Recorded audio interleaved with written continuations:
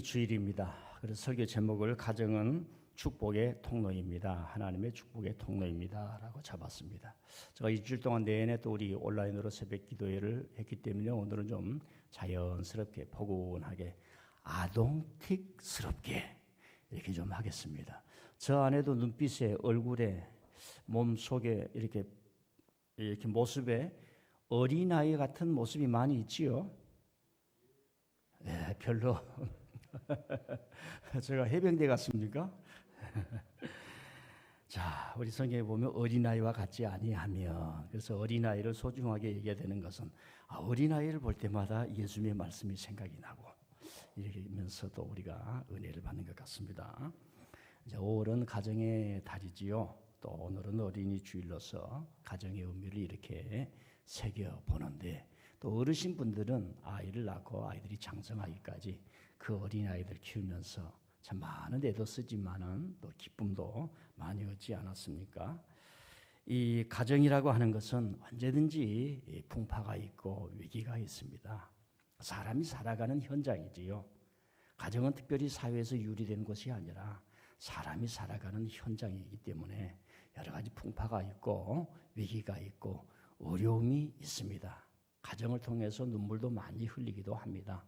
그럼에도 불구하고 가정을 통해서 우리가 얻는 여러 가지가 있지요. 가정은 든든한 버팀목이 되고, 가정은 참 행복의 요소가 되고, 또 기쁨을 얻을 수 있는 샘물이 되고, 낙심하다가도 나를 사랑해주는 가정이 있고 가족이 있다 하면 또 힘이 나는 것이 가정입니다.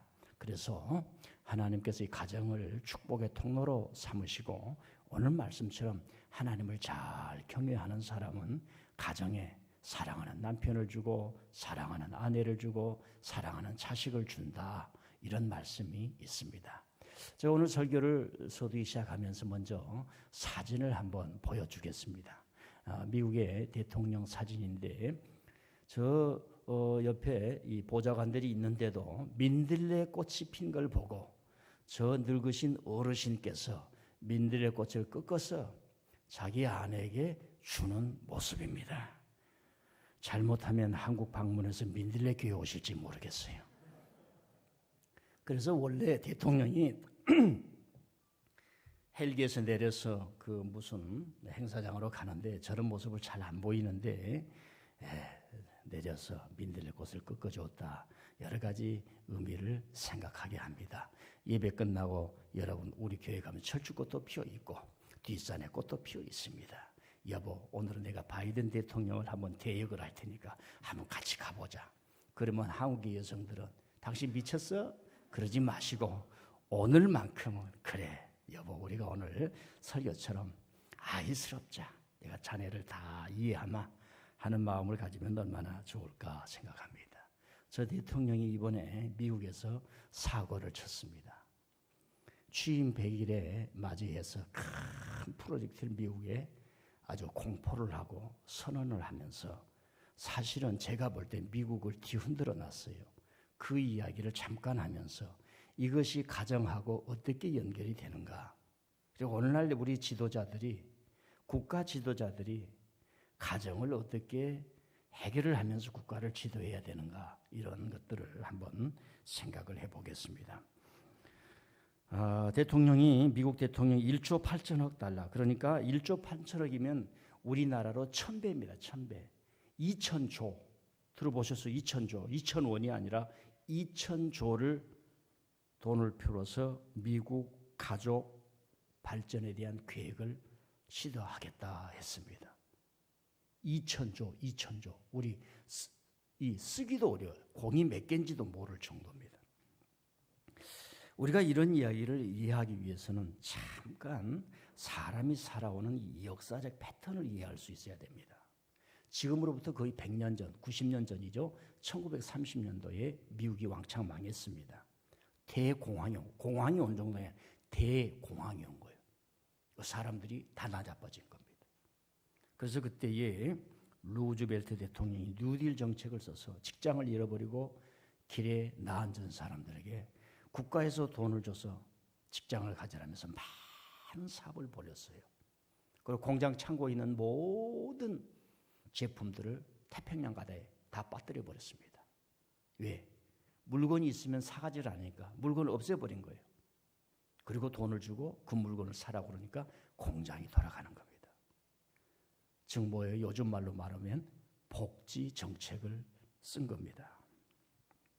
그리고 30년 이후에 케네디 대통령이 저격을 해서 암살당합니다. 그때 부통령이었던 린슨 대통령이 미국을 향해서 말합니다. 위대한 사회를 만들겠다. 국가가 이 사회에 대해서 해야 할 일을 하겠다 했습니다. 그리고 이제 30년이 또 지나갑니다. 그때에 레이건 대통령이 일어났어요. 그래서 영국의 대처 수상과 함께 신자유주의 운동을 펴니다. 이제는 국가가 간섭할 필요가 없다. 이 세상은 신자유주의다. 즉 경제 중심, 대기업 중심. 국가가 적어야 되고 간섭하는 일이 없어야 된다. 그리고 사업하는 사람들에게 세금을 덜 걷어야 이 사람들이 열심히 기업을 해서 많은 사람들의 그 혜택이 돌아가게 할 것이 아니냐 하면서 미국 정책을 쓰고 위대한 미국 정책을 쓰게 된 겁니다. 그 결과가 뭐냐? 불평등이 심해지는 거예요. 큰 기업들에게 규제를 없애고 마음껏 장사하고 글로벌화된 세계에서 마음껏 가서 장사를 하게 하고 돈을 벌으라고 했는데 그 돈이 가난한 사람들에게, 어려운 사람들에게 흘러가지 않고 몇 프로에게 모이기를 시작하면서 미국이 극도의 혼란 속에 뭡니까? 전 세계에서 불평등 1위 국가가 됩니다. 그러면서 사람들이 불만이 쌓이게 되고 불안이 쌓이게 되고 전 세계 미국의 위상이 이게 뭐냐? 자기들이 한탄을 하게 됩니다. 그때에 30년이 또 지나요. 트럼프 대통령이 나와서 미국 우선주의를 강조를 하면서 부자들 감세 그리고 뭡니까? 다시 미국을 위대하게 한다면서 그 국가를 적게 만들면서 기업 정책을 쓰고 이제 오게 된 겁니다. 결국 그분은 그 정책이 틀리면서 재선에 성공하지 못하고 바이든 대통령이 지금 대통령이 된 것입니다. 이 바이든 대통령이 취임하자 100일 동안에 숙고를 이후에 맨 처음에 나온 정책이 뭐냐? 2,000조를 풀어서 미국의 가정을 살리겠다 하는 정책입니다. 그리고 직업이 없고 노동을 할 수 없는 이들에게까지 국가가 그들을 살려야 된다. 그 전에는 각자 도생이에요. 사회에서 너가 노력하는 만큼 이 사회는 보장하고 그걸 국가는 보장한다 그랬습니다.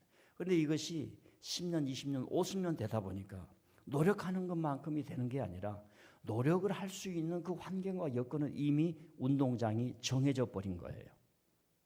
조금 여유가 있는 사람들은 최고의 사람들을 모셔다가 공부를 자꾸 가르치니까 그런 사람들만 좋은 학교를 가고 그 좋은 학교를 나왔던 사람들이 그 사람들을 보호하기 위한 로펌이니 기업이니 정부 관료니 그 길을 만들어 놓다 보니까 경직되기를 시작을 했던 겁니다. 그래서 4살부터 3살 아이는 무료로 어린이집을 운영한다는 겁니다. 미국에는 이제 전문 대학이 많습니다. 우리는 전문 대학이라고 그러는데 이제 2년제 대학인데 커뮤니티 칼리지라고 그래서 그 동네에 대학을 세워서 이제 미국은 동네를 커뮤니티라고 그래요. 우리 같이 컴이란 말이 같이란 말이거든요. 같이 살아야 한다. 커뮤니티 칼리지인데 거기에서 공부를 하면 전부 다 무상이다.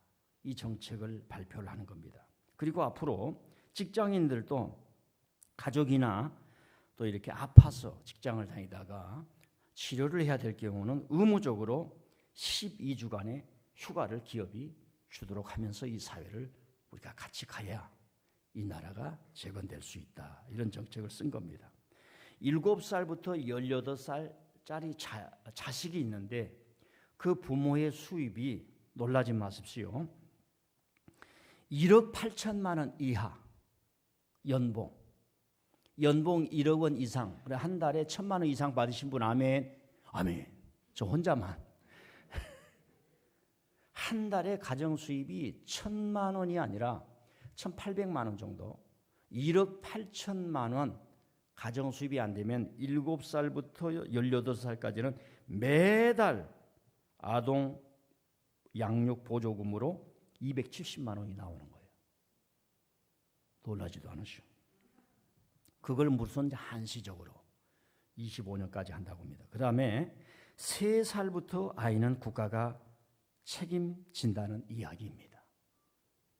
그리고 정말 금기사항, 슈퍼 부자들에게 세금을 많이 매기겠다라고 하는 겁니다. 지금 미국을 뒤흔드는 이야기지 않는가 저는 생각을 합니다. 그동안 미국은 강력한 자본주의를 통해서 브레이크 없는 부익부를 추구했고 결국은 세계에서 가장 높은 불평등이 나오게 되는 비극이 역사에 탄생하게 된 겁니다. 그래서 지금 미국은 전쟁터가 될 만큼 사람들의 분노가 서부의 산불처럼 잠재되어 있는 형국이 미국이 되어버리고 말았습니다. 사람은 좀 참 이상해요. 어려우면 상대도 어렵고 나도 어려우면 불평이 별로 없습니다. 똑같이 시작했는데 상대는 너무 올라가고 나는 너무 뒤처지면 이 갈등이라고 하는 게 사회적으로 폭발을 하게 되어 있습니다. 그래서 지도자들은 이 전체가 사는, 전체가 잘 되는, 어떻게 함께 가는 그런 정책을 만들어 왔어야 되는데 지난 50년 동안 신자유주의 노선을 택했기 때문에 지도자들이 우선 자기 이야기를 잘 들어주고 자기 정책에 돈을 보조해주는 후원금을 보내는 사람들을 먼저 정책을 써왔기 때문에 전 세계적으로 이런 일들이 일어나고 있습니다. 의미를 찾아봅니다.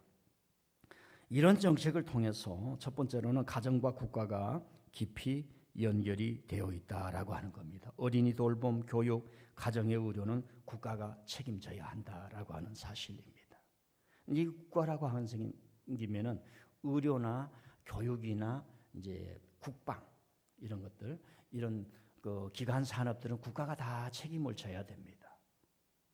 저 개인적인 생각입니다만은 제가 운전을 하고 다니면서 이 도로 통행료를 이렇게 많이 내야 되는가라는 생각을 해볼 때도 너무나 많이 있습니다. 국가가 큰 무슨 그 도로교통 무슨 공사를 이 회사를 만들어 놨기 때문에 자꾸 이득을 보려고, 그래서 그 이득의 자원은 국민들로도 받아야 된다는 사고로 이런 정책을 쓰기 때문에 그러지 않는가 생각합니다. 두 번째로는 지금 바이든 대통령이 하는 이런 정책들은 여러분 아시다시피 민주당 대선 후보로 나섰던 샌델이라고 하는 사람이 있는데 지금까지 이런 정책은 사회주의 정책, 공산주의나 하는 정책으로 많은 주류 언론들과 기득권자들이 얘기했기 때문에 아무도 시도해 볼 수가 없었습니다. 그런데 바이든 대통령이 이 정책을 가지고 나오니 미국의 언론들이 지금 토를 달지를 못하고 있습니다. 얼마 전까지만 하는 자네 공산주의야? 좌파야? 사회주의야? 이렇게 했던 사람들이 이런 정책을 해보지 말을 하지 않는가. 한국의 언론들도 미국이 해버리니까 아무 소리를 못합니다. 만일에 이런 정책에 뭐 한 10% 20%만 어떤 지도자가 했다 그러면은 참 하루아침에 난도질 당하는 그런 분위기가 아닐까 이런 생각을 해봅니다. 우리나라는 지금 어떨까요? 청년들이 어렵다고 그러지 않습니까? 어려운 게 사실 아니에요. 어느 시대든지 직장에 어려움은 있습니다. 자기 노력이 필요합니다. 가장 큰 문제가 주거 문제잖아요. 여러분 투기하는 거 법으로 보장되어 있습니다. 내가 돈을 가지고 땅을 살 수 있는데 법이 허용한 데서 사는 것은 지금 죄가 아닙니다. 그렇게 법이 정해져 있는 거예요. 지도자들이 이 국가가 가지고 있는 이 하늘이 내린 땅을 가지고 어떻게 하면 초기부터 50년 전부터 이 자라나는 시대 이후에 경제 상황을 보면서 저들에게 토지의 이득이 돌아갈 수 있도록 정책을 짰으면 되는데 그러지 못한 것을 우리가 지금 알고 있기 때문에 우리의 자식들이 오히려 고통을 당하는 그런 현장을 우리가 보고 있지만은 아직도 정책이 미진하고 그 다음에 그 책임을 지려고 하지 않고 오히려 부동산을 통해서 이득을 보려게 하는 정책을 계속 세워나가는데도 저와 여러분들은 그런 사람들을 바꾸지 못하는 그런 상황에 이렇게 얽히고 설켜 있는 것을 보게 됩니다. 어떤 사람은 지금이 난국이다. 전 세계가 난국이다. 그래서 국민들이 소비를 할 수 있고 이 도시 사회에서 적응을 할 수 있고 일가족이 죽는다거나 탈북자들이 굶어서 죽는다거나 청년들이 갈 수 없어 길에서 방황한다든가 이런 일이 없게 하기 위해서 우리가 기본소득제를 준다 안 준다가 아니라 논의를 해서 뭔가 대한민국 갈 길을 찾아야 한다 하니까 한쪽에서는 공산주의나 하는 일이요, 좌파들이나 하는 일이요, 경제교과서에 없는 이론이다 이러면서 하는 수준의 저와 여러분들이 있다는 것입니다.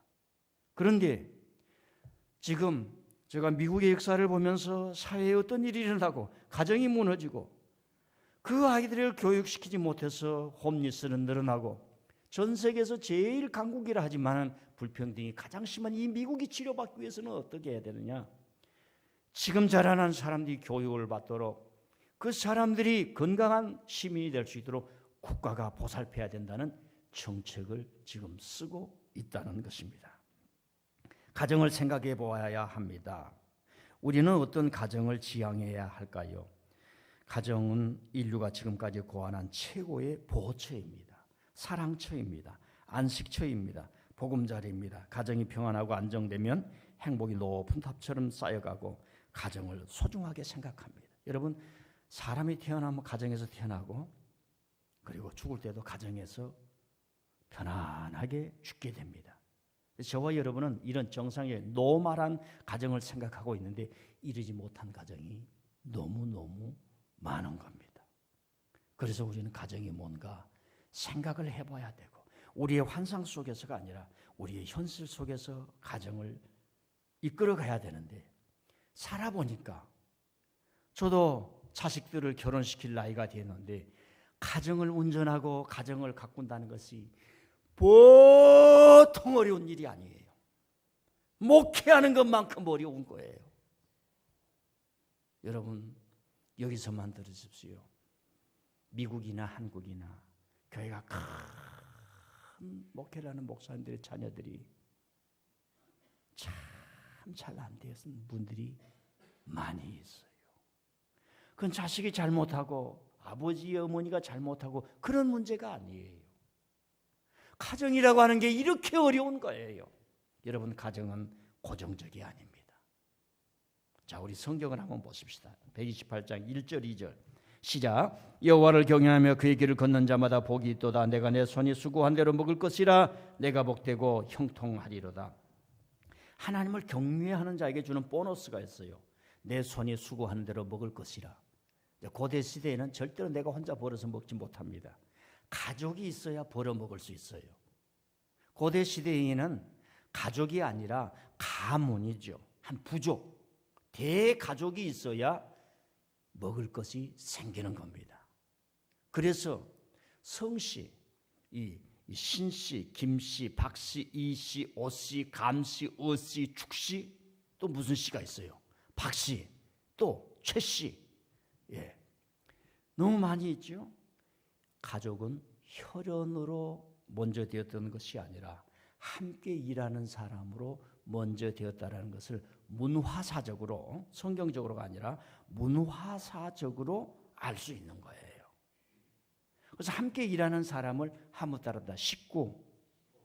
이제 오늘 우리는 세련돼 가지고 식구 대신에 가정이라는 말을 써요. 근데 식구가 좀 더 귀하지 않아요? 오늘 점심 이렇게 드시면서 우리 한 식구 됩시다. 네, 오늘 어린이 주니까 우리 아동튀기 해야 돼. 옆 사람의 식구 됩시다. 여러분요, 이렇게 폰으로 시켜서 먹는 음식이 아니라 함께 일용할 양식을 먹기 위해서 땀을 같이 흘리는 거예요. 그러면 마음이 하나가 되는 겁니다. 여러분 기도하면서 하나님 마음이 하나 되게 해주세요 하지만은 함께 수고를 하는 거예요. 함께 같이 살아가는 거예요. 여러분 사랑하려고 하면 얼마나 힘듭니까? 여러분들은 힘이 안 들지요. 여러분 사랑하려고 하면 얼마나 얼마나 힘이 든지 모릅니다. 여러분요, 에너지가 많이 듭니다. 그러니까 한번 따라합시다. 사랑 함부로 할 거 아니다. 예. 어떤 사람은 사랑을 정의란 무엇일까? 이렇게 가슴이 아픈 게 정의일까? 노래 부르는 사람도 있고요. 사랑이 뭐냐고 물은다면은 눈물이 펑펑펑펑 쏟아지세요. 아프네요, 고통스럽네요. 이렇게 얘기한 게 있어요. 삶의 실존을 얘기하는 거죠. 자, 하나님을 경외하는 거예요. 이스라엘 백성이 하나님을 경외하는 것은 기적에 가깝습니다. 이걸 글자를 이해를 하면 안 돼요. 역사를 이해를 해야 돼요. 그 사람들은 권리를 빼앗겨 본 적이 있습니다. 생명을 빼앗겨 본 적이 있습니다. 소유권을 빼앗겨 본 적이 있습니다. 애굽에서 400년 동안 자기의 모든 것을 빼앗기고 자기의 신을, 자기의 하나님을 섬겨본 적이 없어요. 애굽의 왕이 신입니다. 애굽의 왕이 만들어 놓은 것이 신입니다. 그렇게 살다가 자유했어요. 자유를 찾았어요. 그래가지고 야훼 하나님, 해방하시는 하나님, 우리 무지렁이에게 능력을 주셔서 모세 같은 사람을 나타내게 해주시고 위대한 지도자를 주신 하나님.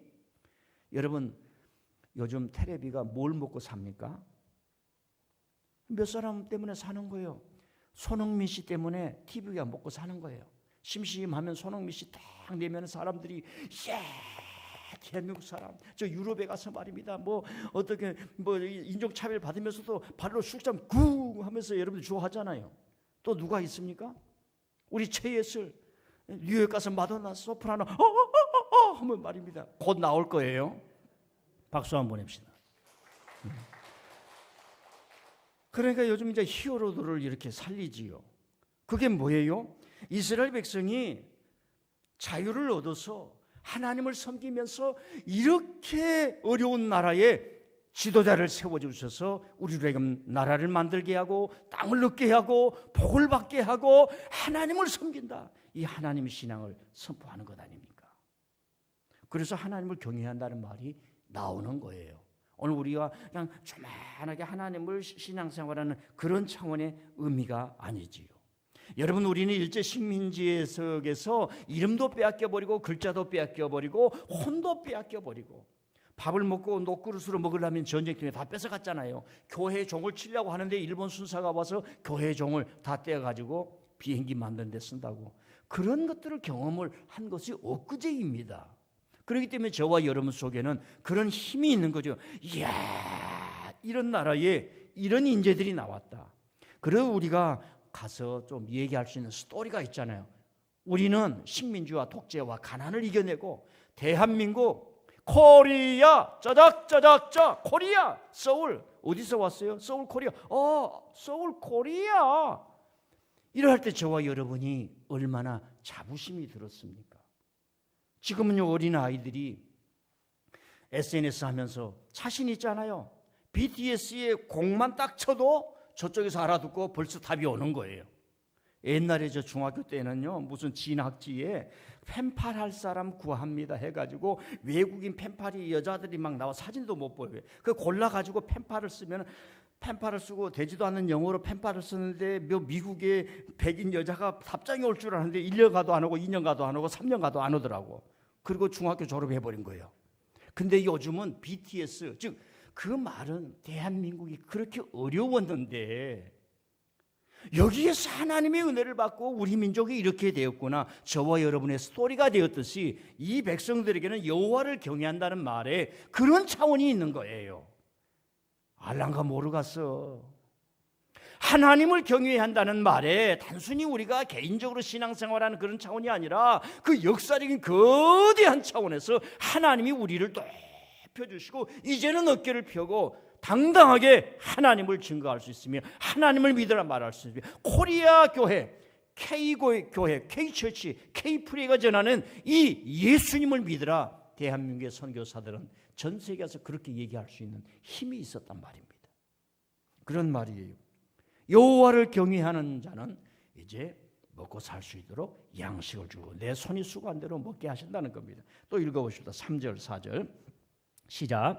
내 집 안방에 있는 내 아내는 결실한 포도나무 같으며 내 식탁에 둘러앉은 자식들은 어린 감람나무 같으리로다. 여호와를 경외하는 자는 이같이 복을 얻으리로다. 요즘은요 이렇게 가정을 만들지만은 고대 시대는 그렇지 않았어요. 신분사회란 말입니다.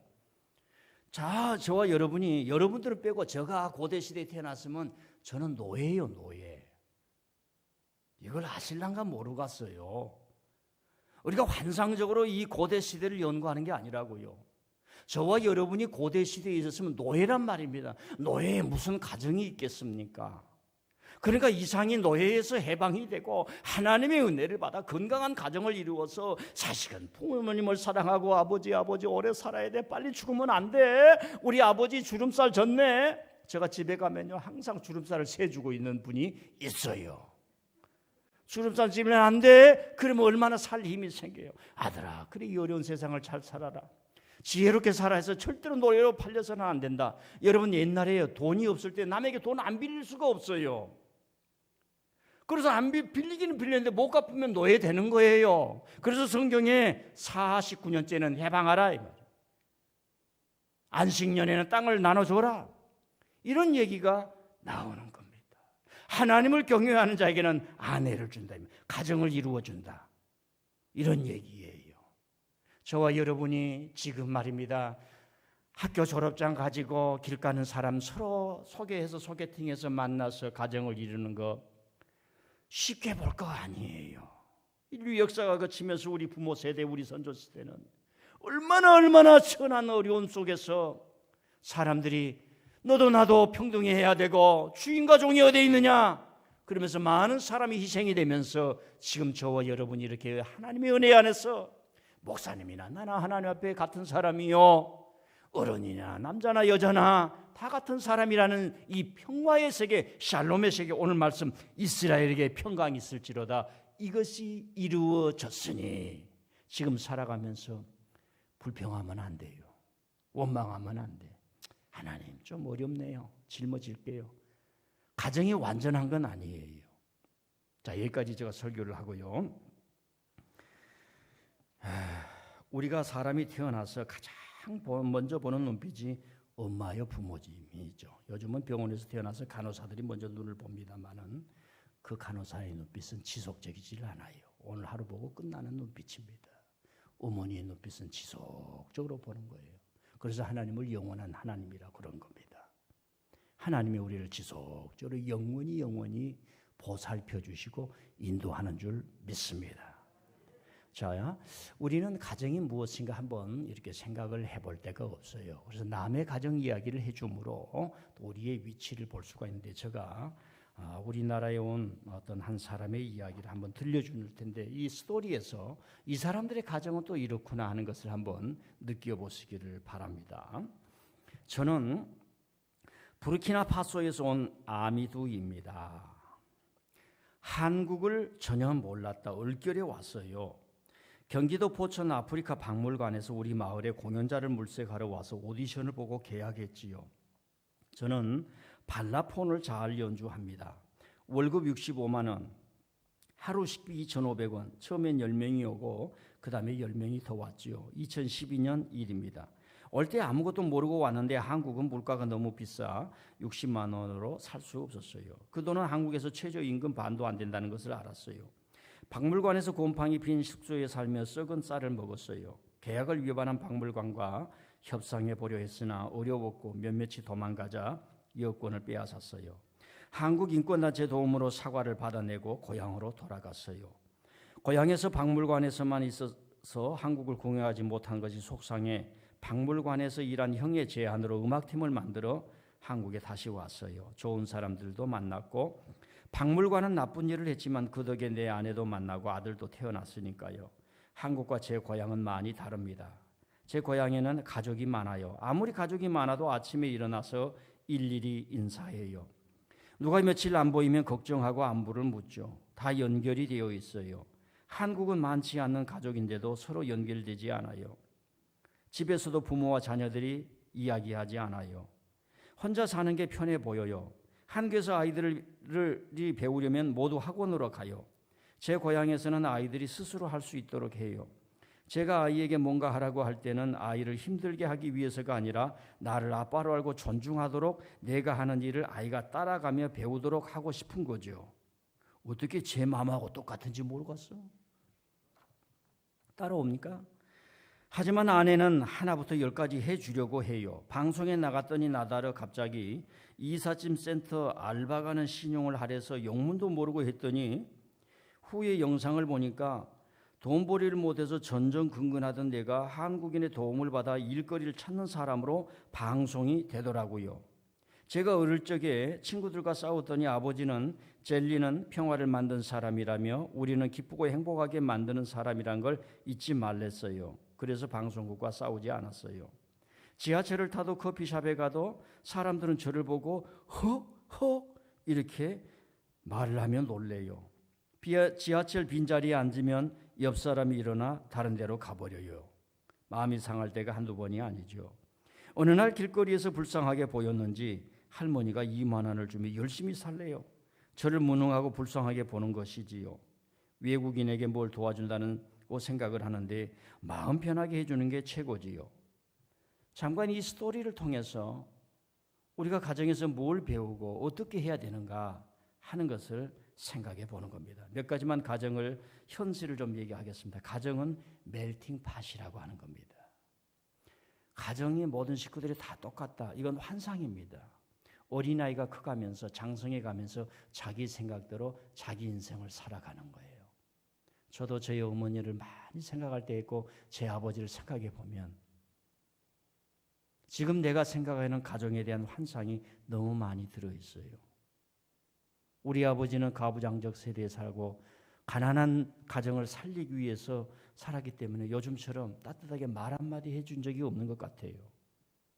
저를 안아준 적이 별로 없는 것 같아요. 딱 한 번 기억나는데 어디서 맛있는 걸 사와가지고 초등학교 때인 것 같은데 그 사랑방에서 온목에 앉아서 아버지랑 이렇게 먹는 거 딱 그 기억 하나. 그러나 아버지의 입장에서 보면은 그러질 않아요. 아버지의 입장에서 보면은 아버지는 집을 나가도 자식 생각을 했을 것이고 집에 들어와서도 자식 생각을 했을 것이고 그때 그 언어가 아가야, 애기야, 힘들지? 열심히 살아. 아버지가 있다. 이 말을 못했을 뿐이에요. 남편과 아내는 결코 같을 수가 없어요. 얘기를 길게 못하겠어요. 자, 우리가 멜팅 팟이라고 하는 거. 다른 것이 가족이다. 그러나 서로 연합해 보려고 하고 대화해 보려고 하고. 그러나 걱정하지 마십시오. 교회가 있습니다. 교회 와서는 집에서 싸우더라도 안 싸운 척 목사님한테서 이렇게 해야죠. 교회에 와서 목사님 나 싸웠습니다 오늘. 우리 가정은 이래요. 여기 교회 와서 2라운드 하겠습니다. 그래서 아무도 없지요. 싸운 척 하면서. 그래서 서로 손을 저 나쁜 놈 집에서는 나한테 막 저러게 해야 돼. 교회 와서도 안 척 한번 따릅시다. 원래 그런 거다. 여러분 사람은 2중이 아니라 10중 한 30중 돼요. 근데 그걸 우리가 의도적으로 나쁜 쪽으로 하는 게 아니지요. 두 번째, 사이코패스처럼 그렇게 인격이 분열돼서 하는 게 아니에요. 소셜 법칙이 사회적인 규칙을 따라가다 보니까 그러면서 닦아지고 잠재워지고 그러는 겁니다. 집에서 싸우더라도 교회 와서는 안 그런 척 하세요. 그러다 보면 안 그런 척 하게 됩니다. 그렇게 안 싸운 척으로 잘 자라게 됩니다. 할렐루야. 예, 시간이 가니까 나머지는 다음 주에는 부부간의 이야기를 하고 그 다음 주에는 뭐 자녀들에 대한 얘기, 가정에 대한 얘기를 하겠습니다. 여러분 이거는 있어요. 가정은 선택이 아니라 하나님이 주신 절대 단위예요. 내가 당신 만나 가정을 이룬 거야. 이런 선택이 아닙니다. 하나님의 창조 안에 있고 하나님의 축복 안에 있고 그 다음에 여러분의 가정을 통해서 얻어야 될 너무 많은 유익이 이루어지는 것이에요. 좀 노력하세요. 자녀들도 엄마 아빠 오늘 어린이날이야. 엄마 오늘 어린이날 어린이 선물 받아 하면서 좀 웃기게 사세요. 절대 근엄하게 살면 안 돼요. 그리고 좀 가정을 따뜻하게 만들고 달라도 사랑해요. 원래 다르면서 살아가는 겁니다. 조금 테크닉이 필요해요. 한번 더 합니다. 테크닉이 필요하다. 마지막으로 우리 젊은 사람들이 있으니까 이거 하나 알려드릴게요.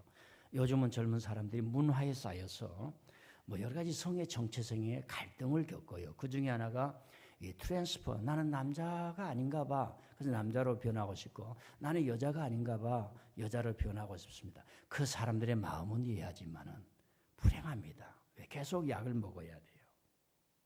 여성의 호르몬이 안 나오니까 트랜스제이션을 하면은 그 약을 먹어줘야 되는데 그게 그렇게 어려운 거예요. 여러분 감기약 한 달 잡숴보세요. 약만 봐도 어렵습니다. 두 번째, 내가 그렇게 트랜스젠더가 됐는데 남성이 여성화되면 내 마음속에 살아남는 날 동안 여성이다라고 하는 그 정체성이 그렇게 강해지지를 못해요. 그래서 불행한 겁니다. 자기의 인격이 분열이 되는 거지요. 그래서 차라리 어떤 어려움을 좀 지고 살아가는 것인가 생각해야 되고 너무나 문화주의로 따라가면 안 돼요. 트랜스젠더가 태국에 많다고 해요. 전 태국을 안 가보았습니다. 근데 다 유흥 쪽으로 빠지는 거예요. 왜? 사회에서 자기 생활을 해나갈 수가 없으니까. 그러니까 어렸을 때부터 신앙생활을 하면서 자연스럽게 부모하고 돼야 하는 거예요. 여러분 지금요 어린이들에게 너무 교육을 많이 시키면 안 됩니다. 이 사람도 얘기했는데 한국에는 뭐 아이들이 뭘 배우려고 하면 전부 다 학원 가서 배운다는 거예요. 즉 뭐예요? 하나님의 별명대로 하면 됩니다. 하나님은 임마누엘이에요. 같이 해주는 거예요. 그냥 같이 있어주는 거예요. 근데 엄마와 아빠는 뭐예요? 헬리콥터 맘, 헬리콥터 파더가 돼가지고 이러면 안 돼, 저러면 안 돼. 왜 이렇게 집이 난리냐? 너는 왜 이렇게 폰만 많이 보냐? 여러분 폰 많이 봐요. 그거 지겹습니다. 예, 아이 스스로 끝낼 때가 있어요. 그냥 냅두자. 그리고 어렸을 때부터 교회 가는 게 즐거워야 돼요. 그리고 교회에서 아이들과 부모님들이 여러 곳을 보면서 저것처럼 야 신앙생활하면서도 저렇게 멋지게 할 수 있네. 신앙생활하면서도 여러 가지가 펼쳐지네. 이런 걸 경험하면서 되는데 신앙생활하면 밖에 가서 뭘 못하고 교회 가면 뭘 못하고 이런 식이 많이 있어요. 이게 이 언론이 주입되어 있기 때문에 그렇습니다. 그래서 엄마 아빠가 어린 아이들을 키울 때는 같이 해주는 거. 놀러 가자. 밖에 나가서 밥 먹을 때는 절대로 야 오늘 설렁탕 먹자. 탕수육 먹자. 그러면 안 돼요. 저기 맥이 있네 맥. 예. 요즘 맥이 좋지. 맥을 잡아라. 성경에 맥을 잡아라. 예. 그런 데를 주로 가야 되는데 애들을 데리고 가서 야 오늘 뭘 먹을까? 오늘은 삼계탕을 먹자. 탕자 돌림으로 자꾸 하면은 애들이 다음부터는 안 가려고 해요. 결론입니다. 국가와 가정은 이렇게 연결되어 있는 거예요. 사랑하는 성도 여러분, 여러분의 가정을 지키는 것은 개인적인 차원이 아닙니다.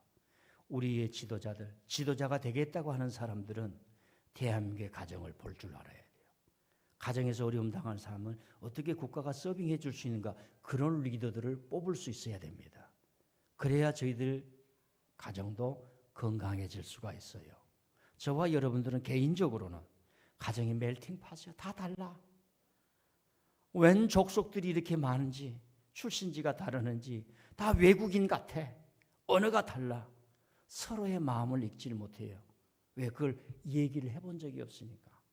그러니까 그런 오피셜 랭귀지는 세종대왕 말이야. 근데 마음속에는 다 외국어야. 이티처럼 외국에서 온 사람처럼 언어가 달라. 이 사인이 달라. 그래서 어려운 거예요. 한번 따라합시다. 아하, 올 만나서 아들아 딸아 그렇구나. 여보 그렇게 당신과 내가 외국어니까 오늘 공통어를 한번 사용하지. 공용어를 한번, 가정의 공용어 한번 따라합시다. 사랑해. 왔어? 괜찮아? 밥 잘 먹었어? 잘 살아? 이제 공용어를 한번 만들어 보세요. 가정의 공용어. 한번 가정의 공용어. 이걸 제일 잘 만든 사람은 저에게 카톡을 보내주면 제가 애써 써진 커피를 또 쏘겠습니다. 지난주에 12만 원치 이상을 썼어요. 예, 목사님 돈 많이 썼겠네요 하신 분 저한테 돈 줘도 제가 안 받지는 않을 수가 있습니다.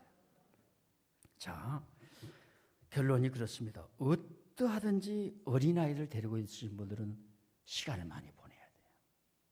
미국은 이미 부흥하는 교회는 중학교, 고등학교하고 엄마 아빠가 같이 주일날 예배 드립니다. 부흥하는 교회는. 오래된 교회는 아이들이 없고요. 그래서 이 예배 드리는 것이 너무 경건하고 이런 것이 아니라 즐겁게 하나님 앞에 하나님과 함께 살아가는 거예요. 함께 성숙해 가는 거예요. 같이 그 즐거움을 누리는 거예요. 엄마의 생각, 아버지의 생각이 거기에서 아이와 아들의 생각과 같아지는 거예요. 그래서 스토리, 얘기를 할 수 있어요. 오늘 목사님 설교, 야, 그 말씀 좋더라. 그러면 이제 애들이 반응하는 거예요. 아이고, 엄마는 목사님 편인가 봐. 나는 저런만 오던, 이렇게 하더라도 중심이 잡혀지네. 근데 거기다가 먼저 초를 친 사람, 오늘 목사님 설교가 왜 그러냐? 자식 앞에 그러면 안 되는 거예요. 할렐루야. 가정에는 다 성장통과 아픔이 있는 거예요. 그래서 가정이라는 인격이 성장통과 아픔을 통해서 걸어가는 겁니다. 여러분이 잘못해서 그런 게 아니에요. 우리가 언제 자식을 키워본 적이 있어요? 언제 우리가 자식을 결혼시켜 본 적이 있어요? 다 부족해요. 한번 따라합시다. 아들아, 딸아, 미안해. 한번 따라합시다. 엄마, 아빠, 괜찮아요. 사랑해. 네, 이제 공용어를 좀 씁시다. 공용어. 기도하겠습니다.